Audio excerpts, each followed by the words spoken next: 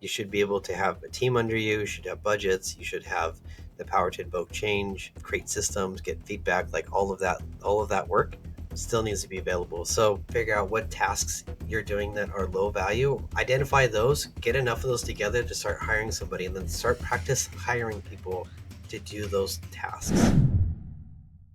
How do you advise business owners to transition from a solopreneur to empowering others within their organization? Oh my gosh, that is like a pain in the butt. I'll just say that right there. Yeah, one, you have to become self-actualized. Once you know, like, okay, my business is failing and succeeding because of me, and I am the solution and the problem. You're off to a good start. That means you can actually start replacing bits and pieces of you. Um, so, one, I would start with a time audit, figure out exactly what you're doing, figure out what tasks you're doing that are low value that you can actually hire out. Identify those, get enough of those together to start hiring somebody, and then start practice hiring people to do those tasks. And again, 80% done by somebody else is 100% awesome. And so you start getting that practice down, then all of a sudden you're realizing you're working on bigger problems, and you're billing more, and you're getting more clients, and you're getting better clients. And so then that list is going to keep growing. So keep shuffling off work, and then eventually you're going to get to a place where you're like, wow, everybody's doing everything. Awesome. And then you only have to, manage the business or run that, and eventually you can hire an operator to take care of that. So then, yeah, all you need then is a visionary, which, you can be that role, or you can hire a visionary. What impact do you hope your work has on the businesses and communities you support? I really hope that the value that I provide, like, it resonates beyond the time that I'm working with somebody, and that I'm actually creating value that's has the economic multiplier. So you think about it, like if a local business was to earn, let's say, $200,000 more, that's going into the local economy, because that person then is shopping and spending and hiring and doing all of that, and so that money then it goes back into the money, back into the community as cash flow.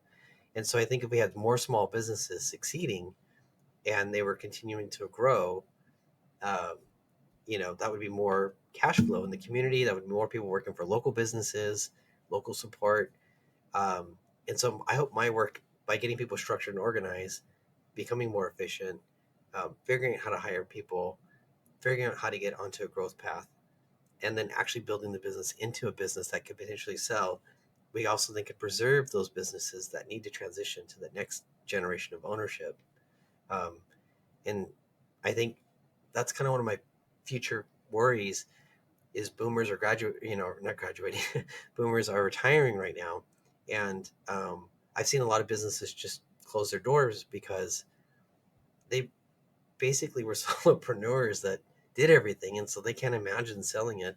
And so trying to pass it off, there was an opportunity for me to buy into a $1 million business, but it was a $200,000 salary for working like 100 hours a week. And that's a really crappy job. I don't want to buy that. Like, why would I pay for that? So anyway, so that's what I want to do. I want to preserve value, create value, and help the community succeed. That's great. And yeah, that overlaps a lot with like micro private equity or the search fund space of acquiring small to medium sized businesses as the great wealth transfer or the silver tsunami. These the boomer generation I like the way you maybe accidentally put that graduate. I think it's actually appropriate. Graduates the workforce. But what you spoke about earlier regarding the your kind of pivot from SEO into a 1 year playbook that you can kind of hand off to business owners to either hire someone else with or run their own marketing strategy. Have you thought about doing something similar for anyone kind of that's been in a solopreneur mindset in order to help them delegate and maybe hand off some of their operations to a team? Yeah, so that's one of the things we've been working on, is a business operations book. And so the idea is, like, don't I was like, don't want to say it, but like, you want it to the point where somebody came in and walked out of the door with this, you're like, oh my gosh, there goes my business, but you want to document it that way. So um, how do you do intake? How do you do sales? How do you take payments? How do you do fulfillment? How do you do reporting? How do you do marketing? Like beyond that, that whole, all of those pieces, if you can actually get those documented, get it into a binder, um, one, uh, it's great because it gives you peace of mind and it'll help you, address anything because you've got a book to go back to. Two, if you have a life changing event, let's say a divorce or I don't know, whatever situation you have, and you have to sell your business, by the fact that you have this, you actually can get a better valuation because you can actually demonstrate and document, yeah, and you have it documented how the whole thing runs. And so you don't have to find out when you go to a business broker and say, hey, listen, I got to get rid of my business. Like, what do I do? And they're like, okay, it's 2 years. And here's the whole thing. You got to build this binder. Ugh. So if you start now, um, I think that will get you, that'll basically get you in a place to be prepared. And I think as small business owners, we need to be prepared for an exit at any time because life is uncertain. And so it's better that you have some prep in place that one will help you with your growth and two will also help be some level of insurance to ensure that your business can transition. Great advice. Great point. You spoke about an aspect of this earlier on in our conversation, but could you talk about how you see the fractional executive model shaping the future of business ownership and management? Yeah, I think you know, COVID kind of, everyone's like, oh, COVID changed everything. It was a shock in the system. I mean, the grand scheme of things, like, and that's hard to say when people's jobs are on the line or people like, you know, died, and like, that's really unfortunate. In the grand scheme of our history of human life, like, it's a moment in time. I think what COVID did was sped up a lot of those things that were kind of in the wings that hadn't quite developed. There are people that have been fractional consulting. There's people that have done remote work. Um, the idea that you might never meet the person, never meet someone in person that you've worked with for X number of years because of what's available. Um, so I think it sped a lot of that up. And so I think as businesses are coming online and technology is moving faster and everything else, some of the paradigms that we've had in the past, it's not that we don't need those playbooks, but that they've changed. And so there's always a point where starting businesses need outside counsel and outside support, whether or not they need a full time person. No offense to any full time COOs, CEOs, but is your job really full time? Like, do you really have to be there 60 hours a week? One, and then two, what's, if you think of like the Pareto principle, right? Like the whole power dynamics, if you look at your whole job, what's the 20% of the things that are going to impact 80% of that? That's what you're going to get with a fractional is you're going to get someone that's going to be basically, they should be hammering on those 20%. That's going to basically create 80% of that revenue or problems or whatever. So I think that's kind of one of the benefits. And I think that's where the future is going, especially if you want to be lean and if you want to be competitive and everything else. Um, so yeah, definitely, get that advice and help that you need at a discount, really. It does seem like things are trending more towards the modular and the agile. The fractional executive models is almost like an executive version of the gig economy, where you come in and do what's needed. As a founding member of the Fractional Elite Collective, I see you've moved on from that role a few months ago. But what trends were you noticing, or are you noticing, in the demand for fractional executives, if you touched on previously? And what do you think is driving this demand these days? Yeah, it's well, I it's still a branding problem. So when you think of fractional executive, it's not something that's very top of mind. Or when someone's like a small business is having money problems, they're like, oh, I need a CPA. Like there's like that correlation there. So on the fractional side, there's still some branding that needs to be done. Um, and that's on the demand side. On the supply side, um, unfortunately, it's kind of the soup du jour or the soup of the day kind of flavor of. There's a lot of people that are consultants that are considering themselves or calling themselves fractional, and um, there's thought leaders out there, and we actually put a paper together. If you do check my profile, where we talk about some of that and delineating those components, and so. Um, I think on the supply side, there's a lot of people that are claiming fractional, um, and so it's the market's essentially saturated from a vantage point of a demand, on the demand side of it. But then you really have to start asking and parsing out, like, well, what is it that you're doing, and how are you helping me?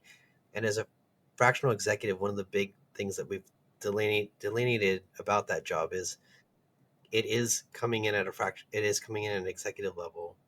It is fractional because it's of time and resource constraints, but the role, it should be as an executive full capacity. So you should be able to have a team under you. You should have budgets. You should have the power to invoke change, create systems, get feedback. Like all of that work still needs to be available. So where as a consultant, they tend to give the advice, do the follow up checkups, but they don't step into the business and run with the person, at a fractional time, or a coach that's like, hey, listen, here's best practices, like rah rah, like you can do this. Let's just check in with you every couple whatever's, um, or as a oh, you mentioned before, like freelancer. A freelancer, usually you're coming in and it's like, okay, your job is to take this and move this over to here. You're like, but then you don't ask the question why. Okay, that's what you're paying me to do. Like, I'm going to move that for you. I don't really know why, but that's okay. I don't need to know why. So, but I think with the fractional, like, it's, well, why is this making sense for the business? Like, how does this meet our objectives? And, you know, what resources do we need? And then I can do that for a short time, but then we definitely need to replace me because from a cost benefit analysis, it doesn't make sense to overpay for that. That is a great distinction you made there. And when you said it, I realized I've seen that a lot. Certain roles have almost like a marketability to them or some trendiness to them. And you'll see people like drafting with that slipstream or that current. And it's like, well, I've done enough of this, like 75% of the responsibilities sound like I could repackage some of my experience to sound like I'm a neuroscientist. I'm kidding there. But it's That's a great how example, by the on way. on the other side of the table, then someone looking for what you would consider a proper fractional COO or executive, what advice would you give those people? Is there a way that they can kind of screen for some of the people maybe trying too soon to repackage or rebrand themselves? Yeah, I would ask questions.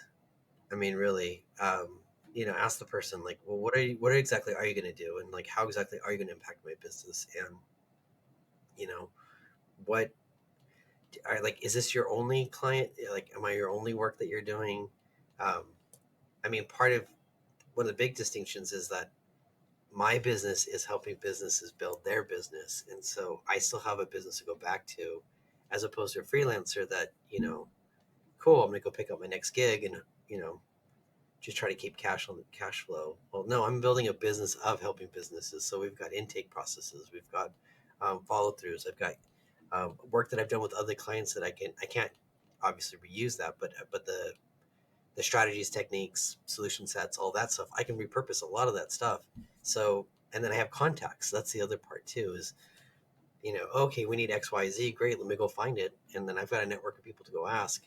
Um, so, I think making sure that that person is properly resourced, making sure that person, can actually help solve that problem and do it in a way that's actually going to build value and benefit for your business long term. I think those are the probably three components I would suggest. Great points. You mentioned the playbook that you're working on. What does the future look like for your consulting ventures, and what are you most excited about in the coming years? Oh my gosh, yeah, I love the Operations Playbook. I just, that gets me excited because I'm like, cool. Like every business has a kind of a core model and chassis kind of component to it. So figuring out what that is and then figuring out that flavor of how that comes out and watching that happen, I love that. Um, and we're getting it to the place now where we can basically take different ways that people talk about what they do, capture that, and then turn that into workflows, and then turn that into a process operations binder. So I'm trying to figure out a way to make it as easy as possible for people just to like do what they do, capture all of that, and then turn that into the operations book, as opposed to making it feel like AP exam, where it's like 6 AP exams all stacked on top of each other. And like, you got to answer every question perfectly and think about every, like, I want to make this easy. So that's kind of where I'm going. And the big play is, one, I've talked to a lot of business brokers, mergers and acquisition people, certified exit planners, etc. And there's definitely a need for the service. And so I'm hoping that we can create a product that's, could be known in the market, and people are like, oh yeah, by the way, there's this process, like you should check these guys out, because then that really advances the mission of creating value for business owners and being in a place to better position themselves. And then heck, if people want to rip it off or like copy it and like do the same thing, great. There's more people out there helping more people. I'm okay with that. Not initially, not right now. I mean, once we get to a price point where we're good, but I think for Do you have an ETA for the release of the playbook? I already have versions of what I do for people, so when people hire me, like we're already putting people through that process. But like a DIY, or I don't really have a version of that yet. So maybe 2025 we'll think about it. Okay, it's coming up quick. Ah, no, I mean couple end of months. 2025. So let's say 2026. All right. It's probably still coming up quick the way things are going. Seriously. But thinkadaptbuild.com is the website. We'll put that in the show notes, as well as your LinkedIn profile to people for people to check out. Is there anywhere else that you'd like to point us to? No, I think there's a couple YouTubes out there or something. I don't know, but just check out my website, and then Okay. Anyone that listens, I usually do like initial like 30 minutes. I'll do an hour if anyone mentions the show. I'll just give it extra time, and I just want to spread the love and help. Appreciate that. Much needed. We talked about a lot. You really added some insights to what it's like being a fractional executive. Gave us a little peek around the bend. Some of us maybe could read the tea leaves that SEO is changing a lot, especially with the AI and other shifts, tectonic shifts beneath us. Was there anything that we didn't touch on you think that we should mention? I just want to reinforce that people that have a business, the value that you're getting, if you're getting a paycheck out of it, that's fine. But there's a business component to it. There is value behind that. And so if you find yourself in a situation where, let's say like a divorce or something like that, that asset is worth a lot more than probably what you're getting as a paycheck. So you need to realize like that's a business. So treat it as such and build it as such, because again, you don't know what's going to happen in life. And so by making sure that you're understanding the value that you're creating and how to demonstrate that, hopefully there's a willful time where you're transitioning. So then all of a sudden you're like, man, all this time and energy, now I'm actually going to cash out. So my business, I got a 3x multiplier on my revenue. My revenue, let's just say it was like small business 250. So that's $750,000 that you could get by selling your business. And here you just thought it was this like thing that was paying for your life. Like, so I want to get that message across. Yeah. I don't know if I articulated that very well, but yeah, it's good to keep in mind. Be ready for that exit. Reminds me of Robert De Niro's line from Heat. I don't know if you remember that movie. Like, always be ready, like to go in 30 seconds if you spot the heat around the corner. It's like for business owners, just be ready to sell at any moment. Yeah, because especially like you were saying, things are changing, and there's a lot of PE firms that are coming to these small businesses, giving them offers, and they're like, I don't know what my business is worth, and they're like, they see $100,000 check, and they're like, oh, cool. Mm-hmm. Wait, your business was like actually 5x because you have things documented. You should be making heck a lot more anyway. Yeah, the heat point. Reference, though, that was nice. Well, Joshua, it was a pleasure speaking with you. I'll look forward to watching your pivot and your playbook come out, maybe 2026. And happy to have you back on the show when you have something else you'd like to share with us. Awesome. David, thank you so much, man. This was really fun. I enjoyed it.